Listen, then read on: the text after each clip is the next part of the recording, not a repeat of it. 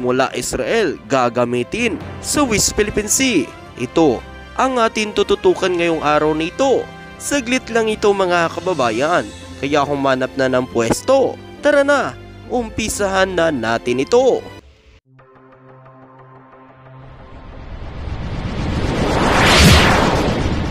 Trupang Ilonggo, Please subscribe subscribe and like. and share. Patunayan na umano na ang taong 2023 ay isang smooth sailing journey para sa modernization program ng Philippine Navy na naglalayong makakuha ng mga makabagong asset na makakatulong sa pagprotekta sa malawak na karagatan ng bansa mula sa iba't ibang banta, lalo na sa mga Tsino na tuloy pa rin ang panghaharas sa mga barko ng Pilipinas sa bawat resupply mission na ginagawa patungo sa Ayungin Shoal para sa BRP Sierra Madre. Ayun pa nga umano, 3 taon mula ngayon, magkakaroon ng Navy ng 2 missile corvette na magpapatigil sa 2 Jose Rizal class guided missile frigate na nasa serbisyo na ngayon. Ang BRP Jose Rizal at ang BRP Antonio Luna, ito ay matapos ang paglalagay ng kelya para sa unang corvette at ang steel cutting right para sa pangalawang corvette ay ginanap sa Hyundai Navy Industry Shipyard sa Ulsan, South Korea noong November 22 na sinaksihan ng mga opisyal ng Philippine Navy.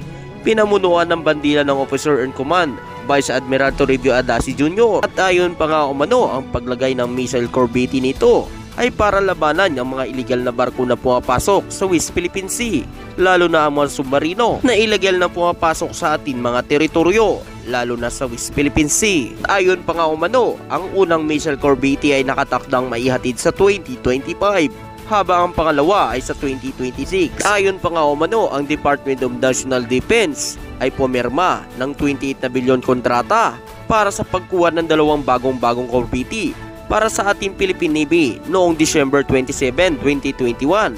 Ang mga missile corvette na ito armado rin kaysa sa kanilang mga nauna. Ang mga corvette ito ay nilagyan ng mga makabagong armas, sensor at sistema na may kakayahan magsagawa ng mga operasyon, anti-air, anti-surface at anti-submarine warfare. Kapag nasa isa tuparan na ito, napakalaking tulong ito para sa ating mga teritoryo, lalo na sa West Philippine Sea, para makita at malabanan ang mga iligal na pagpasok ng mga barko ng China at mga submarino nito na iligal na pumapasok sa ating mga teritoryo, lalo na sa West Philippine Sea. At ayon pa nga dito, ang mga missile corvette nito ay maaaring gumana na nakapag-iisa o gumagana kasama ng ibang mga modernong barko pagdigma sa loob ng tinatawag na Surface Action Group. At inaasahan din ng ating Philippine Navy na lahat na barko ng Philippine Navy ay malagyan ng missile corvette dahil ito ay napakalaking tulong ito inkis man kung ano man ang magagawin ng mga barko ng China sa ating mga teritoryo. Kung pilit pa rin manghaharas sa mga barko ng China sa mga barko ng Pilipinas, may panglaban tayo. At ayon pa nga umano, inaasahan din ng Philippine Navy ang pagkumpleto ng pagkuha nito ng 9 na fast attack interdiction craft na platform orders mula sa Israel Shipyard. Limited dahil 2 pa ang naihatid sa Philippine Navy noong November 18, 2023. Kapag nakatanggap at natasan sa serbisyo ang ating Philippine Navy, ay magkakaroon ng 6 na fast attack interdiction craft sa inventaryo nito. Ang 2 pinakabagong fast attack interdiction craft na kilala rin bilang Asiro class gunboat ay inihatid sa pamamagitan ng General Cargo Ship na Cogra Royal. Ngayon ay nasa Commodore S. Posadas Wharf sa Cavite para sa pagpapahusay at pagpapanatili at pagsasanay nito.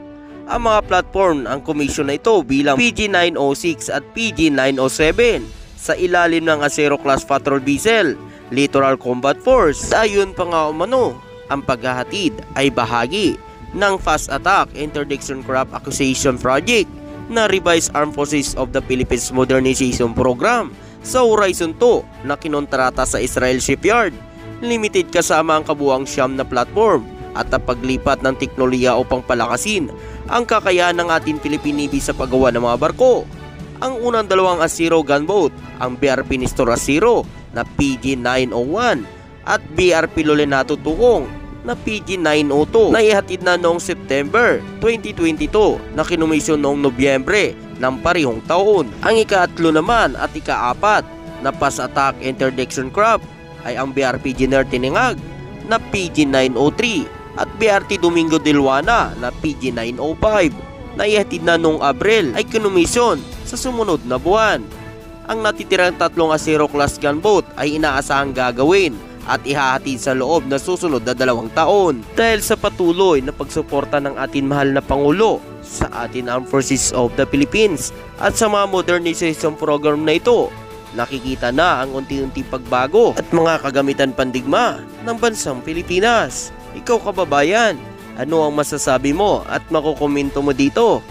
At sa iba pang mga balita, Pangulong BBM nagpapasalamat sa lahat nating mga kababayan na tumulong, lalo-lalo na sa ating mga kapwa vlogger na tumulong sa kanya noong panahon ng kampanya at lalo-lalo ng mga kababayan natin na bumuto sa kanya. Ang taus-pusong pasasalamat ng ating mahal na Pangulo sa lahat nating mga kababayan. Panoorin po natin ito mga kababayan. Kaya naman, panahon naman natin ngayon na sumira ang ginawa ng ating sa supporter ninyo na lahat ng mga Pilipino na tumulong sa atin. At dahil nga Tayo pala na yung inyong mga ginawa at alam naman natin hanggang ngayon tinatanong ako ng mga ibang Pangulo, ibang Prime Minister, pag nag-meet kami. Balitang-balita, sabi nila na yung social media mo, yun ang effective na nangyari ng person.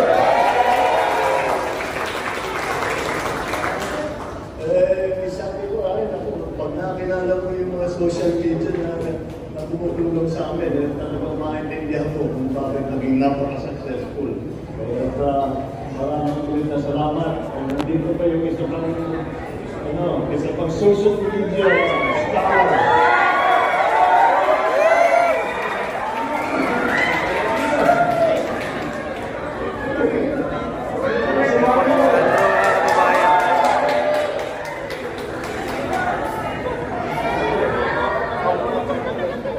Hindi ko na nakikita ito dahil marami kami binibigay ng trabaho sa House of Representatives. Kaya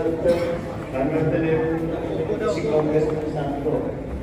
Sandro, I was just telling them, nagpapasalamat ako sa kanilang tulong at hindi naman natigil yan. Kahit na natapos ng eleksyon, kahit na naging matagumpay na ang ating kampanya, kahit hindi naman kailangan matapos ang masasalamat. Kaya ay kukuha tayo ng konting kilalanin kayo dahil sinasabi ko nga sa ating mga kasama, matagal naman hindi nagkita. Kasi kasama yun, nagugulo na kami yan. Lagi ka nakangiti pagkakasama ko sila. Kaya, welcome again. Welcome to the palace. At ligaya ko pas sa inyo lahat. May we invite the President downstage for a group photo opportunity with our guests.